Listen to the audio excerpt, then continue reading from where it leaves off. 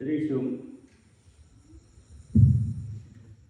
शिव महापुराण को रुद्र संहिता अथ द्वाविंशोऽध्याय। परब्रह्म परमात्मा का शिव शक्ति रूप में प्राकट्य, पंचक्रोशात्मिका काशी का अवतरण, शिव द्वारा अविमुक्त लिंग की स्थापना, काशी की महिमा तथा काशी में रुद्र के आगमन का वर्णन। सूतवाच अतः परम प्रवक्ष्यामि श्रूयतामृति सत्तमाः विश्वेश्वरस्य माहात्म्यं महापातकनाशनम्। यदिदं दृश्यते किंचित् जगत्यां वस्तुमात्रकं चिदानंदस्वरूपं च निर्विकारं सनातनम्।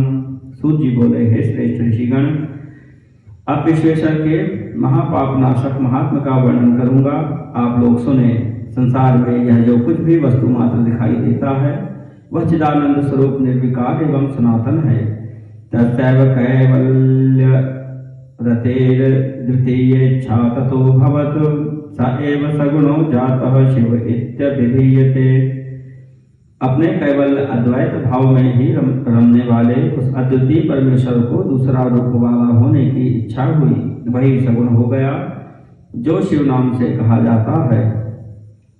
स एव हि द्विधा जातः पुंस्त्री रूप प्रभेदतः, यह पुमांस शिवः ख्यातः स्त्री शक्ति सा ही कथ्यते। चिदानंद स्वरूपाभ्यां पुरुषावपि निर्मितौ अदृष्टाभ्यां तदा ताभ्यां स्वभावान् मुनिसत्तमाः तावद्दृष्ट्वा तदा तौ च स्वमात्र पितरौ द्विजाः महासंशयमापन्नौ प्रकृतिः पुरुषश्च तौ। तदा वाणी समुत्पन्ना निर्गुणात् परमात्मनः तपश्चैव प्रकर्तव्यं ततः सृष्टिर्नुत्तमा। वे ही स्त्री तथा पुरुष के भेद से दो रूपों में हो गए। उनमें से जो पुरुष था वह शिव कहा गया एवं जो स्त्री थी वह शक्ति कही गई। हे मुनिसत्तमो, उन दोनों अदृष्ट चित्त तथा आनंद स्वरूप शिव शक्ति द्वारा स्वभाव से प्रकृति तथा पुरुष भी निर्मित किए गए। हे द्विजो, जब इस प्रकृति एवं पुरुष ने अपने जननी एवं जनक को नहीं देखा तब वे महान संशय में पड़ गए। उस समय निर्गुण परमात्मा से आकाशवाणी उत्पन्न हुई कि तुम दोनों तप करो, उसी से उत्तम सृष्टि होगी। प्रकृति पुरुषावुचतुः तपसस्तु स्थलं नास्ति कुत्रावाभ्यां प्रबोधुना स्थित्वा तपः प्रकर्तव्यं तव शासनतः शिव। प्रकृति पुरुष बोले, हे प्रभो, हे शिव, तप का कोई स्थान नहीं है, फिर हम दोनों आपकी आज्ञा से कहाँ स्थित होकर तप करें। ततश्च तेजसः सारं पंचक्रोशात्मकं शुभं सर्वोपकरणैर्युक्तं सुंदरं नगरं तथा निर्माय प्रेषितं ततस्त्वं निर्गुणेन शिवेन च अंतरिक्षे स्थितं तच्च पुरुषस्य समीपतः। तब निर्गुण शिव ने अंतरिक्ष में स्थित सभी सामग्रियों से समन्वित संपूर्ण तेजों का सारभूत पंचक्रोश 5 कोश परिमाण वाला तथा एक शुभ तथा सुंदर नगर बनाया जो कि उनका अपना ही स्वरूप था। उस नगर को शिव जी ने पुरुष के समीप भेज दिया। तदधिष्ठाय हरिणा सृष्टि कामनया ततः बहुकालं तपस्तप्तं तद्ध्यानं वलम्ब्य च। तब वहां स्थित होकर पुरुष रूप विष्णु ने सृष्टि की कामना से उन शिव जी का ध्यान करते हुए बहुत काल पर्यंत तप किया। क्रमेण जलधाराश्च विविधाश्चाभवंस्तदा ताभिर्व्याप्तं च तच्छून्यं नान्यत् किंचिद दृश्यत। तपस्या के श्रम से उनके शरीर से अनेक जलधाराएं उत्पन्न हो गईं और उनसे सारा शून्य भर गया। उस समय कुछ भी दिखाई नहीं पड़ता था। ततश्च विष्णुना दृष्टं किमेतद्दृश्यतेऽद्भुतम् इत्याश्चर्यं तदा दृष्ट्वा शिरसा कंपनं कृतं। इसके बाद विष्णु ने देखा कि यह क्या आश्चर्य दिखाई दे रहा है। तब इस आश्चर्य को देखकर विष्णु ने अपना सिर हिला दिया। ततश्च पतितः कर्णान् मणिश्च पुरतः प्रभोः तद्बभूव महत्तीर्थं नाम तो मणिकर्णिका। तब विष्णु के कान से उनके सामने एक मणि गिर पड़ी वही मणिकर्णिका नाम से एक महान तीर्थ हो गया। जलौघे प्लाव्यमाना सा पंचक्रोशी जदा भवत निर्गुणेन शिवेन त्रिशूलेन धृता तदा। जब वह पंचक्रोशात्मिका नगरी उस जलराशि में डूबने लगी, तब निर्गुण शिव ने उसे शीघ्र ही अपने त्रिशूल पर धारण कर लिया। विष्णु तत्रैव सुष्वाप प्रकृत्या स्वस्त्रिया सह तन्नाभिकमला जातो ब्रह्मा शंकर शासनात्। इसके बाद विष्णु ने प्रकृति नामक अपनी स्त्री के साथ वहीं शयन किया। तब शंकर की आज्ञा से उनके नाभि कमल से ब्रह्मा प्रकट हुए। शिवाज्ञां सह समासाद्य सृष्टिं चक्रेद्भुतां तदा तद् चतुर्दशमिता लोका ब्रह्माण्डे यत्र निर्मिताः योजनानां च 50 कोटि संख्या प्रमाणतः ब्रह्माण्डस्यैव विस्तारो मुनिभिः परिकीर्तितः। तब उन्होंने शिव की आज्ञा पाकर अद्भुत सृष्टि की रचना की। उन्होंने ब्रह्मांड में 14 लोकों का निर्माण किया। मुनियों ने इस ब्रह्मांड का विस्तार 50 करोड़ योजन बताया है। ब्रह्मांडे कर्मणा बद्धा प्राणिनो मां कथं पुनः प्राप्स्यन्ति इति विचिन्त्येत पंचक्रोशी विमोचिता। ब्रह्मांड में अपने अपने कर्मों से बंधे हुए प्राणी मुझे किस प्रकार से प्राप्त करेंगे, ऐसा विचार कर उन्होंने शिव जी ने पंचकोशी को ब्रह्मांड से अलग रखा। यं च शुभदा लोके कर्मनाशकरी मता मोक्ष प्रकाशिका काशी ज्ञानता मम सुप्रिया। अविमुक्तं स्वयं लिंगं स्थापितं परमात्मना न कदापि त्वया त्याज्यमिदं क्षेत्रं ममांशक।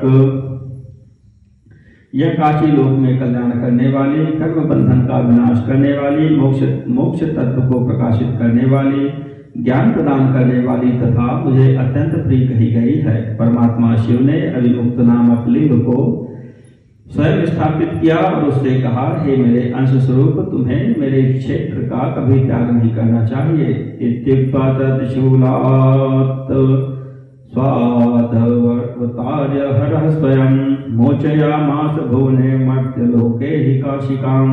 ऐसा कहकर स्वयं सदाशिव ने उस काशी को अपने त्रिशूल से उतारकर मर्त्यलोक संसार में स्थापित किया।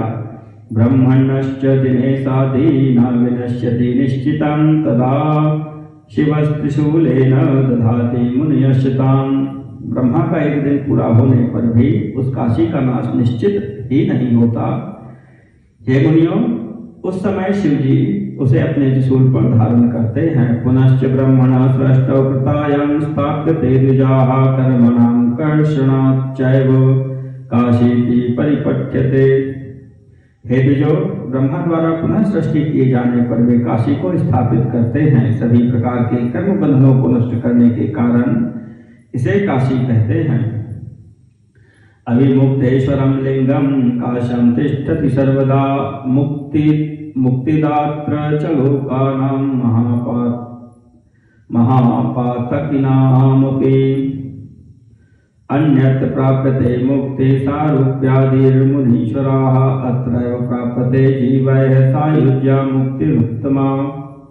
अविमुक्तेश्वर नामक लिंग काशी में सर्वदा स्थित रहता है। यह महापातकियों को भी मुक्त करने वाला है। हे मुनीश्वरों, अन्यत्र मोक्षप्रद क्षेत्रों में सारूप्य आदि मुक्ति प्राप्त होती है, किंतु यहाँ प्राणियों को सर्वोत्तम सायुज्य मुक्ति प्राप्त होती है। ये खाम पापे गतिर्नास्ति ते खाम वाराणसीपुरी पंचक्रोशी महापुण्या हत्या कोटि विनाशिनी। जिनकी कहीं गति नहीं होती उनके लिए वाराणसीपुरी है। महापुण्यदायिनी पंचकोशी करोड़ों हत्याओं को विनष्ट करने वाली है।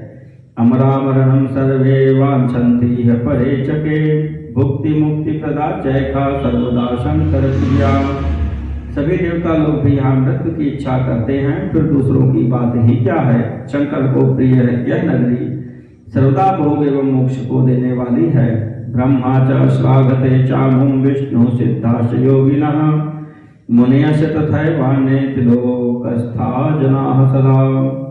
काश्याश्च महिमानं वै वक्तुं वर्षशतैरपि शक्नोम्यहं न सर्वं हि यथा शक्ति भ्रुवे ततः।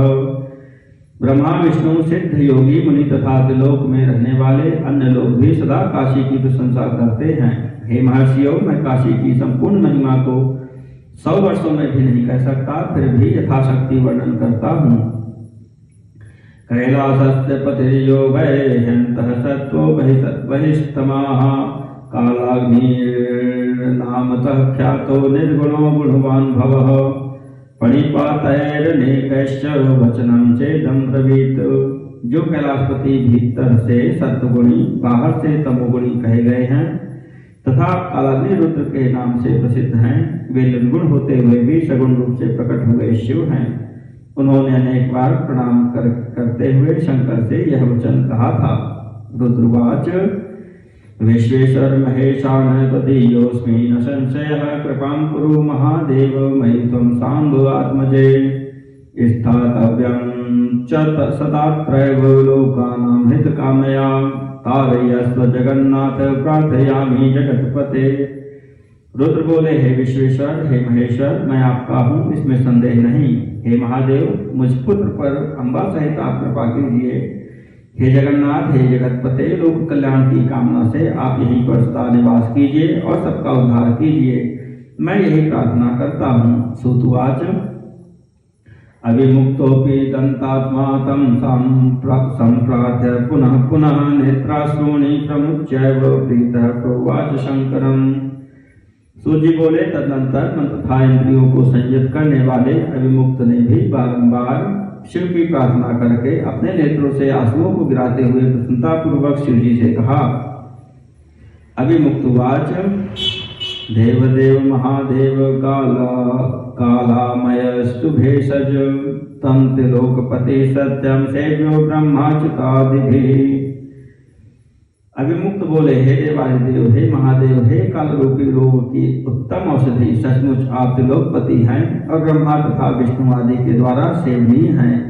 काशां पुर्यां त्वया देव राजधानी प्रगृहतां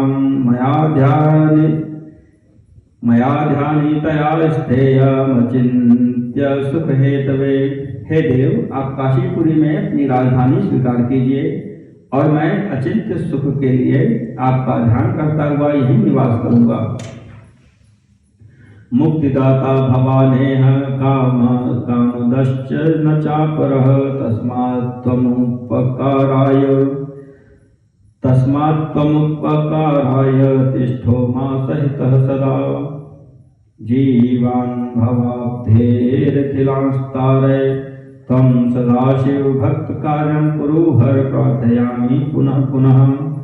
आप ही मुक्तिदाता एवं कामनाओं को पूर्ण करने वाले हैं, दूसरा कोई नहीं, इसलिए आप लोकोपकार के लिए पार्वती सहित सदा ही निवास करें। हे सदाशिव, आप यहाँ निवास करते हुए संसार सागर से सभी जीवों का उद्धार कीजिए और भक्तों का कार्य पूर्ण कीजिए, मैं आपसे बारंबार प्रार्थना करता हूँ। सूतुवाच इत्येवं प्रार्थितस्तेन विश्वनाथेन शंकरः लोकानाम् उपकारार्थं तस्थौ तत्रापि सर्वराट। सूची बोले, इस प्रकार उन विश्वनाथ के द्वारा प्रार्थना किए जाने पर सबके स्वामी शंकर जी लोकोपकारार्थ वहां भी निवास करने लगे। यद्दिनं हि समारभ्य हरः काश्यामुपागतः तदारभ्य च सा काशी सर्वश्रेष्ठतराभवत्। जिस दिन से वे हर काशी में आए तभी से वह काशी सर्वश्रेष्ठ हो गई। इति श्री शिव महापुराणे चतुर्थ्यां कोटिरुद्र संहितायां विश्वेश्वर महात्म्ये काश्यां रुद्रगमन वर्णनम नाम 12वां अध्याय।